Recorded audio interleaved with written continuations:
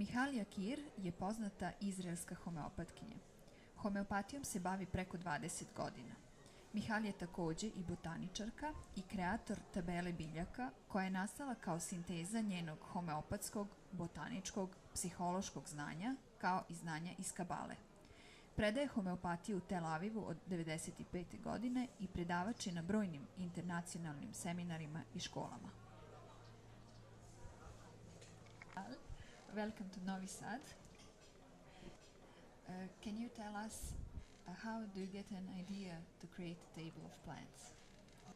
When I was quite young as a homeopath, this was like 30 years ago or 25 years ago, I heard about the use of homeopathy in the minerals, which meant that we don't just have remedies, but we have order. And that means that the location of the remedy in the table of minerals meant something. And I thought, wow, being a botanist, I know there is order in plants, so it should be there. So I started to ask and no one had an answer. So being a researcher in my past, I thought, well, that's a good thing to research. And so I started to research it. This is that simple. I started to ask questions. I've been just asking myself questions. I've been listening to seminars, listening to other homeopaths talking about just families, like Scholten talked about a certain family, let's say the Asterales, and then Vermeulen talked about the Liliales, and there was other, I read Farrington talking about the Solanales. So each one was talking about one family. But I said, yes, that's okay. So this confirmed my idea that there is order in the universe, because I believe that the whole creation is done through order. This actually indicates that it is created and not just random. I believe in it. So I said, this also must be in creation. So there must be a general order. So I started to research, and I started to go back to my botanic knowledge and read more. And slowly, it was like a puzzle actually. Slowly, things fell into place. And then, okay, this is beginning, this is an end process. There is another beginning, another end, another beginning, another end. Looks like a middle. So slowly it became a table, because a table is something that has two axes, to one direction and another direction. Things which is changing and moving. And for me, plants are the epitome of change, because that's what plants do. They change all the time, they grow all the time. They push the evolution of the world. The whole biosphere is being constantly changed and moved through plants. So they had to be about change. And the more I researched it, I saw that the basic idea is about human development. And I think that the final piece was when I asked myself, what is the relationship between three seemingly different remedies in the rubiales, which is Ipecacuanha, China, and Coffea? You think, what unite those three remedies? And you remember that homeopathy started with China, and it is really not coincidence, because this is even in the table, the rubiales signify a turning point. So I think it took me a year to answer this question. Many of my questions took me a year, 2 years. I just collect the answer and wait and let it kind of be in me until it becomes an answer. Then one day it became very clear. This is like an adolescent stage, which means that you are not a child anymore. You want to do things in the world, but you're not ready. Which means Ipecacuanha says, I would maybe like to be adult, but no, I don't want to be an adult. So this is why they are not ready to be mothers, and they have problems with body issues. Many anorectic girls could be Ipecacuanha, because I am not ready to grow up, to go from adolescence to a grown-up man. China says, oh, I have such great plans when I will grow up. I have such great plans. I will do that. Sitting and fantasizing and building air castle, and he has all those huge plans, but he just sits at night and imagine it. And then he says, oh, the adults doesn't let me. Delusion is hindered. But this is like another stage of adolescence. And Kofea is in the end stage of adolescence. He has great new ideas with lots of vital energy of the adolescence, but actually they don't have the enough strength to carry it through. So they start out, but then they get exhausted. They start with a lot of energy, but then they get exhausted. So I said, oh, so this is adolescent. That means that the vertical axis of the table will be stages of maturity. And then I say, yeah, beginning, that means babyhood. End means old age and death. And so this will be simply stages of maturity. And so I looked up for a system, a psychological system who really defined those stages, and I saw that the one who defined it best was Erickson, because in contrast to Freud, who stopped at adolescence, he said that people are developing until they die, which is correlated with what we think in homeopathy. And I added one more stage to it, which is before, because many times in homeopathy we ask what happened when the mother was pregnant, before he was born, what happened to you? So this is a relevant issue, and it means I am not ready to, the theme of the column. So this was one stage I needed to add. But other than that, I just used Erickson's stages of maturity as one axis, and the columns became stages of human development as Jung described it. I mean, he doesn't describe it as stages per se, but it is actually stages. And slowly I saw them as stages, and I had to decide which column will be before and which will be after, but basically I used the botanical development.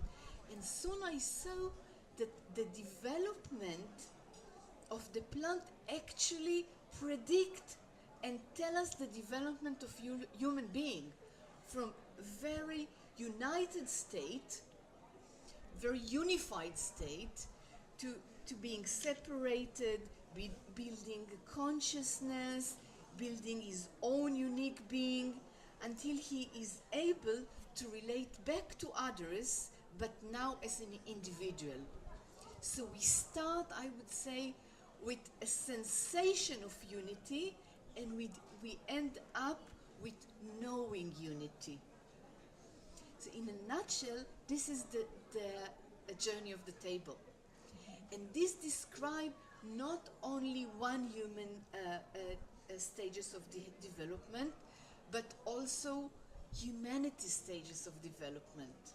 Our mythology, like the creation mythology, all tell us the same stages of development. So we can look at stages of human development from the Stone Age, the Bronze Age, the Iron Age, to our days. And we can see that each column actually is telling one stage of human development, and it is also telling us where we are going, which is the beauty of it. This is why it is a model, and a model usually predicts how things can behave. I've been a botanist and ecologist in my past, and in the university, and I was working with theoretical ecology. So I think that's why my mind worked like that. And indeed, you can.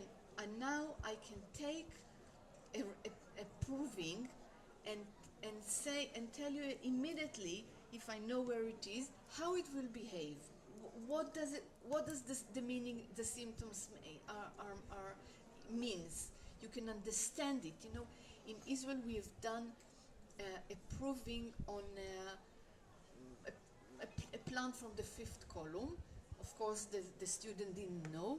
So in the sharing, after everybody spoke about it, we asked, yeah, well, what do you think it was? So they said, well, if it was Michal, then it must be a plant. And if it is a plant, then according to what we learned, it must be from later stages of the fifth column, 8th, 7th, 6th, or 7th, and they were right. They didn't know anything, but if you, the themes that came up you could predict, you could reach where it is. And so when you read now, when you get an esoteric remedy, like Misha Nolan just sent me the proving of monotropa, which is a parasite plant from the fourth column. So this sensation, the dreams, everything that the prover has been saying is actually can be easily understood and put into connection during its location in the table. That's interesting. So the table is also helping you to actually in practice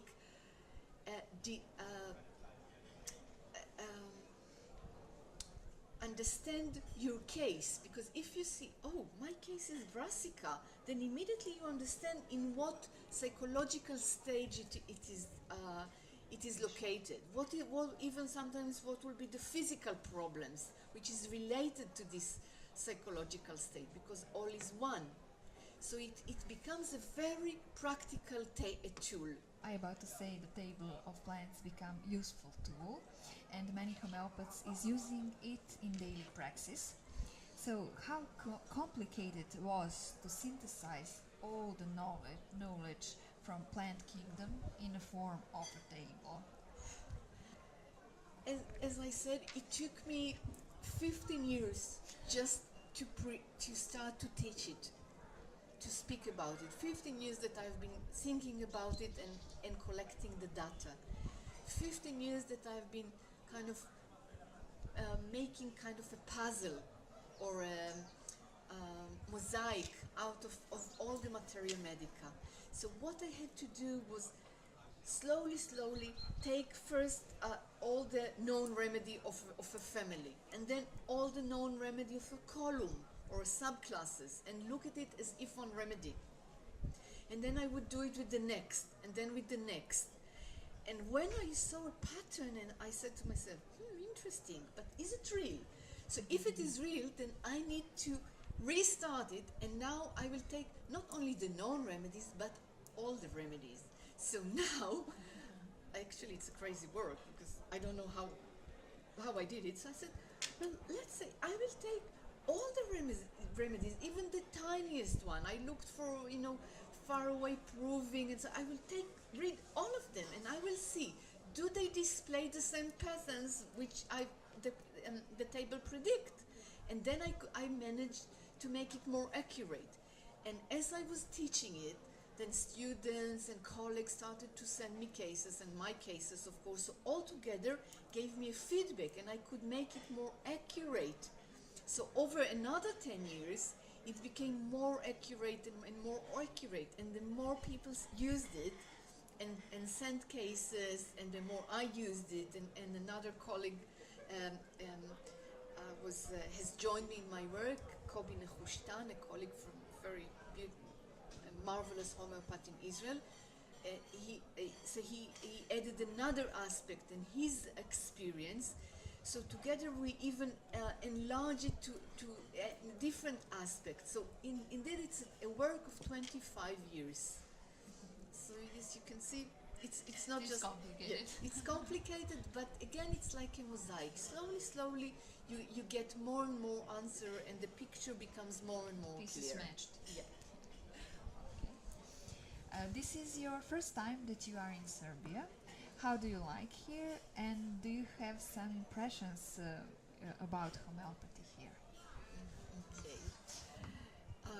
Although I'm here only 2 days, my impression of Serbia, of the Serbian homeopathy, is that it is young, I would call it hungry, very alive, very pioneer-like, and so it has a youth energy of beginning thing, doing thing, changing thing, and I think it's beautiful. I think the homeopath here are very clever, very understanding things very quickly. They're quick to think, quick to grasp, and I do wish Serbia to continue in this way because I really think that the homeopaths here are really good. Thank you a lot. I hope we see you again here.